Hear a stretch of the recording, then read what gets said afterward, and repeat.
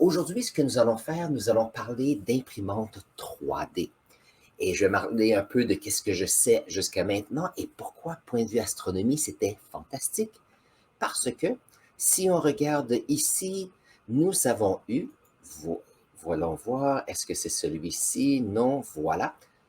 Il y a eu cette semaine une lancée d'une fusée qui a été imprimée en 3D. Et ça, c'est intéressant et ça vaut la peine de parler de ce sujet parce que c'est un peu une façon de voir qu'est-ce que l'on peut faire dans l'avenir. Vous allez voir, c'est intéressant. Alors, premièrement, lorsqu'on parle d'imprimante 3D, vous avez sûrement déjà remarqué qu'on a des petites machines comme ceci et ceux-ci ont changé avec le temps. Donc, quelquefois, on a des boîtes ici. Avec ces boîtes, qu'est-ce que nous avons? Nous avons un plateau qui descend et au fur et à mesure, il y a un objet qui est imprimé en 3D. Donc, c'est imprimé en 2D, mais puisque le plateau descend, ça crée, ça crée un objet en 3D.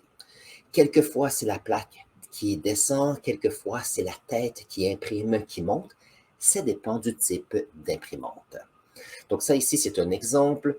Donc qu'est-ce qui arrive? Nous avons ici la tête de l'imprimante qui va ici imprimer en plastique une petite couche en 2 dimensions. Mais puisqu'il y a 2 dimensions, mais si on déplace la plaque et que celle-ci descend, on se retrouve avec les 2 dimensions qui s'accumulent avec le temps. Pour ceux qui aiment les maths, c'est un peu cette troisième dimension. Pour ceux qui aiment les calculs différentiels et intégrales, c'est cette idée qu'il y a une suite d'ajouts euh, de façon identique qu'elle nous donne un modèle en 3 dimensions. Donc ça, c'est un petit exemple. Bien sûr, vous avez sûrement déjà vu ces petits jouets que les personnes vont imprimer. Donc ici, qu'est-ce qui se retrouve? On se retrouve avec un objet qui, avec le temps, va grandir parce que la tête de l'imprimante et la plaque et la distance augmentent. Et puisque on ajoute du matériel, ceci crée notre modèle. Donc ici, on peut voir quelquefois, il y a ces petites lignes ici. Ce sont des petites lignes qui permettent de supporter soit la tête de l'imprimante, mais s'assurer qu'il n'y a pas de perte de contact avec ici le plastique. Alors, on peut utiliser l'imprimante 3D pour faire des morceaux ici. Je suis allé à une conférence Comic-Con ici à Toronto il y a une semaine et il y a des personnes qui utilisaient des imprimantes 3D pour faire des morceaux de leurs costumes. C'était fantastique. Alors, continuons un petit peu. Nous avons parlé de matériel qui était le plastique, mais maintenant, qu'est-ce qui arrive si on change de type de matériel? Donc ça ici, c'est un exemple où on utilise une main robot pour pouvoir faire ici une structure en béton. Chose intéressante, c'est le même principe. On peut voir ici chacune des couches. Donc nous avons un bec verseur qui va verser le béton. Et qu'est-ce qui va arriver? C'est que le temps que ça prend pour ce béton de faire toute la surface de ce niveau, qu'est-ce qui va arriver? C'est que le béton commence à sécher, commence à durcir et ça permet, lorsqu'il y a une couche supplémentaire qui arrive, de pouvoir garder cette forme, son intégrité de forme. Maintenant, il y a des bétons qui peuvent se solidifier beaucoup plus rapidement et donc c'est pour ça que ça fonctionne très bien. Bonjour Chiffre Alphabet, je suis content que tu sois avec nous. Aujourd'hui, on parle d'imprimante 3D aujourd'hui. Et dans un instant, d'astronomie, bien sûr. Alors, lorsqu'on regarde ceci, alors ici, ça semble être une structure soit d'une maison ou peut-être même un silo pour garder le grain, par exemple.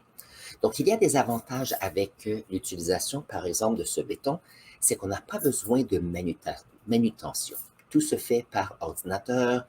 Il s'agit seulement d'emmener le béton pour s'assurer que tout fonctionne bien. Maintenant, je regardais un petit peu si on est pour utiliser ceci comme structure d'une maison.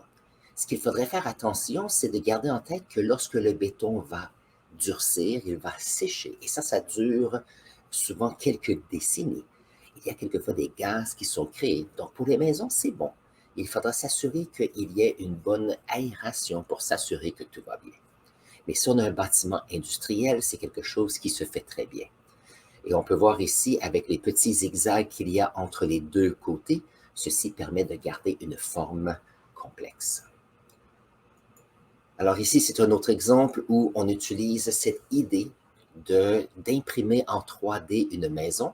Et ici, qu'est-ce que c'est? C'est qu'on ajoute les petites couches de béton.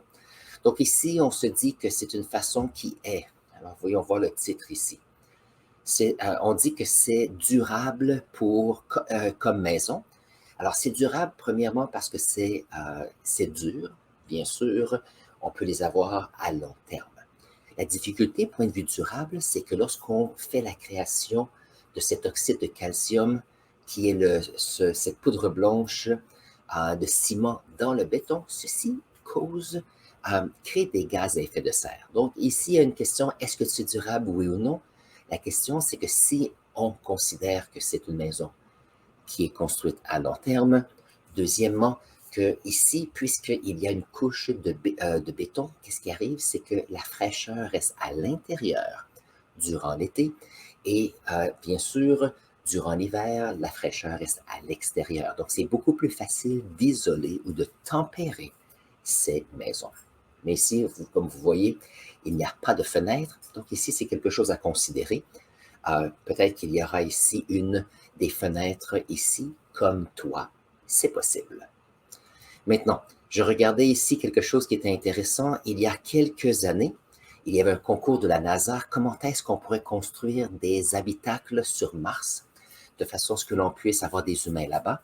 Et ça, c'était les gagnants de ce concours. Voyons voir si je peux juste retourner.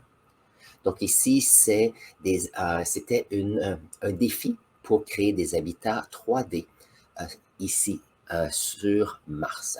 La beauté de ce projet, c'est que c'est quelque chose qui peut se faire automatiquement. Donc, c'est quelque chose qui va être robotisé.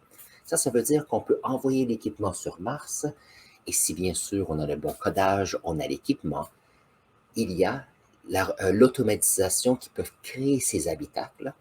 Alors, il va en faire un, une fois que c'est fait, il passe à un autre. Donc, s'il était pour y avoir des humains qui vont là-bas, il y a déjà des habitacles qui ont été créés. Et ça, c'est la question à se poser. Aller sur une autre planète, comme Mars, ou aller sur la Lune, c'est bien beau, mais les humains ont certains besoins. On a besoin d'oxygène, on a besoin d'eau, on a besoin de température qui soit ambiante, qui se fasse bien, qui se conserve bien. Donc ça, ici, c'était les gagnants. Et c'est intéressant parce que si on pense de béton, on peut envoyer la machine sur Mars et ils utiliseraient les matériaux du coin. Il y a de la poussière, je ne sais pas s'il y a de l'humidité. C'est une bonne question.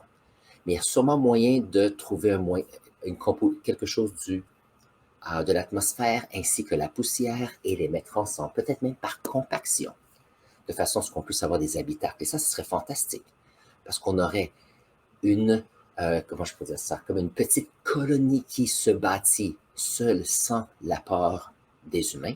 Et une fois que les humains sont capables, avec les fusées ainsi que les ressources d'aller sur Mars, c'est déjà préparé. Donc, c'est quelque chose qui est intéressant. Et ça me mène ici d'un petit projet qui a eu lieu cette semaine. Alors, c'était le 22 mars. Il y a une compagnie qui s'appelle Relativité 3D. Alors, Relativité, qu'est-ce qu'ils font? C'est une compagnie qui, eux, impriment en 3D des fusées. Donc, leur idée, c'est, OK, si on prend des fusées habituelles, ces fusées habituellement ont des dizaines et des dizaines de milliers de morceaux qui doivent être mis ensemble pour que la fusée puisse fonctionner. Ça veut dire que si nous avons, disons, 10, 20 ou 30 000 morceaux différents qui doivent tous fonctionner ensemble, le potentiel d'avoir des erreurs, d'avoir des morceaux qui brisent est grand. Et deuxièmement, ça prend du temps pour les faire. Et donc, ce n'est pas évident si on veut faire des lancements plus rapides. Alors ici, cette compagnie, elle se dit, OK, premièrement, nous allons utiliser des métaux comme matière qui sera imprimée. Ça c'est différent. Donc, utiliser des métaux permet d'avoir des objets qui sont durs, qui peuvent être utilisés. Donc ici, on peut voir ici qu'on crée des tubes. Bien sûr, lorsque c'est circulaire, c'est beaucoup plus facile à utiliser. Et puis, voyons voir, j'avais une petite vidéo que je voulais vous montrer. Voilà. Donc ça, c'est un petit vidéo d'un morceau. Alors, d'une base, c'est un injecteur, si je me rappelle bien. Alors, l'injecteur a été fait. On peut voir ici qu'il y a la partie du bas qui va se fermer. Et après ça, il y a la bordure. Donc ici, on a un cylindre et au lieu d'avoir une multitude de morceaux pour pouvoir le faire, tout vient dans un morceau. Donc la possibilité de celui-ci de se démancher par exemple, ou par la vibration causer des difficultés, est enlevée. Deuxièmement, on n'a pas besoin d'avoir des morceaux qui viennent de partout, les transporter et avoir des ingénieurs et techniciens pour assembler cette fusée. Tout est fait dans un morceau et bien sûr, c'est beaucoup plus rapide parce que au lieu d'essayer de trouver quelle est la difficulté, on peut remplacer le morceau rapidement. Donc, ce qui peut prendre, par exemple, des semaines ou des mois ou des années à faire peuvent se faire à l'intérieur d'un mois. Donc, ça nous permet d'avoir une efficacité qui est augmentée. Donc, ça, c'est intéressant. Et bien sûr, qu'est-ce qui est arrivé mardi?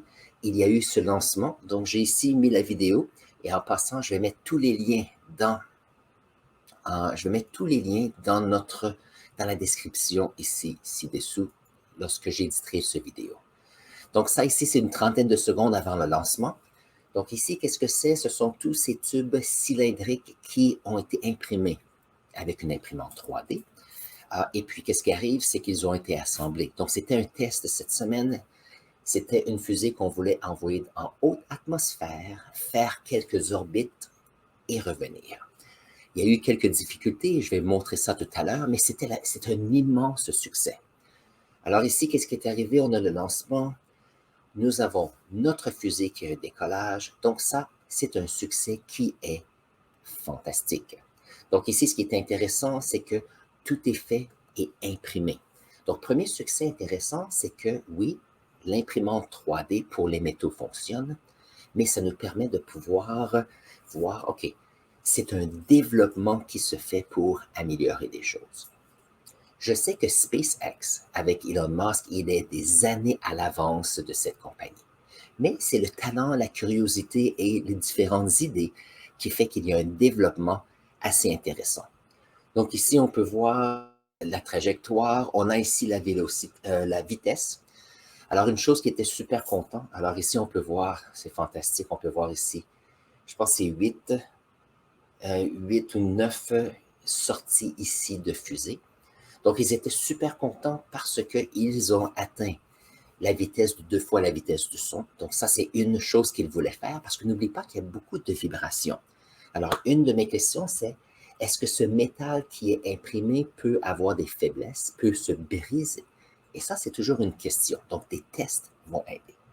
Donc, ici, notre fusée va bien et les personnes étaient super contentes parce que, alors ici, on va atteindre ici cette vitesse qui est 2 fois la vitesse, et ici, les personnes étaient super contentes.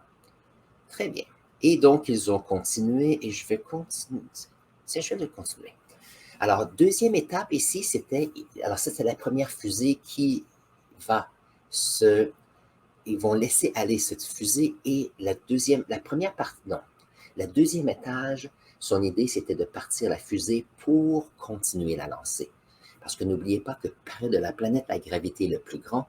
Donc, on a besoin d'une grande quantité de carburant juste pour quitter le sol. Et après ça, on a besoin encore de carburant pour pousser. Donc, c'est un certain aspect logique ici. Voyons voir. Alors ici, il y a un autre, voyons voir, 13, 14, alors un autre 30 secondes. Alors, vous savez que j'aime bien l'astronomie, j'aime bien cette idée de fusée. Il y a quelques décennies, c'était seulement les gouvernements qui pouvaient se permettre de faire des projets comme ça. Et la raison, c'est la quantité d'argent nécessaire pour le faire. SpaceX a réussi à le faire et de façon moins chère, et ça, c'est un autre exemple. Donc ici, on peut voir cette fusée et il y a eu le détachement. Et ce que vous allez faire, on va voir, alors ça ici, et voilà. Donc ça ici, c'était le début du moteur de la partie supérieure qui était supposé commencer de façon à ce que la vitesse puisse être toujours accélérée. Parce qu'ici, on a besoin d'une grande vitesse pour quitter la gravitation. Et chose qui est arrivée, c'est que cette étape qui était supposée allumer les moteurs n'a jamais réussi à allumer complètement. Donc, la première partie était un succès. Par contre, aussitôt que la deuxième partie est voulu partir, il y a eu une difficulté ici. Maintenant, c'est un test, il n'y avait pas d'humain, donc il ne faut pas trop s'en faire. Donc, sans humain, il n'y a personne qui a été blessé.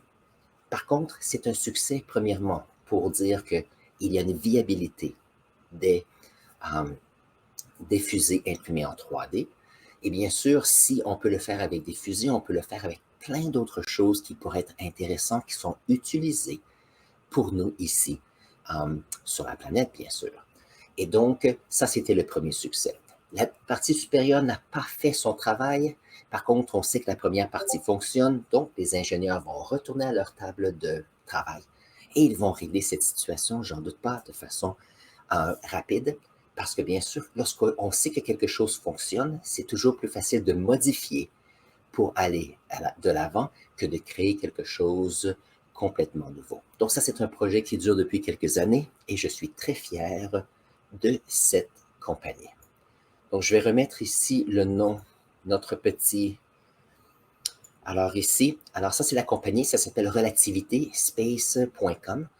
Chose intéressante, alors pour ceux qui sont intéressés, je sais que ici, lorsque vous allez regarder cette vidéo, vous allez dire, ah, je ne sais pas trop qu'est-ce que j'aimerais faire dans le futur. Donc, il y a des personnes qui ont tout un avantage et un développement technologique avec les imprimantes 3D. À partir des très, très petites à la maison, jusqu'à quelque chose à grande échelle comme on voit ici. Donc, j'ai trouvé ça intéressant. Je voulais parler de ceci avec vous parce que, bien sûr, lorsqu'on a des nouvelles idées, c'est important de pouvoir les développer un petit peu. Si vous avez appris quelque chose d'intéressant aujourd'hui, n'oubliez pas de vous abonner à notre chaîne. Si vous avez des questions supplémentaires, mettez-les dans la section commentaires. Ça me fait toujours plaisir de les lire et les utiliser pour faire nos prochaines vidéos. Sur ce, prenez un instant et je vais mettre ici un lien pour une autre vidéo pour vous et on se voit dans la prochaine vidéo.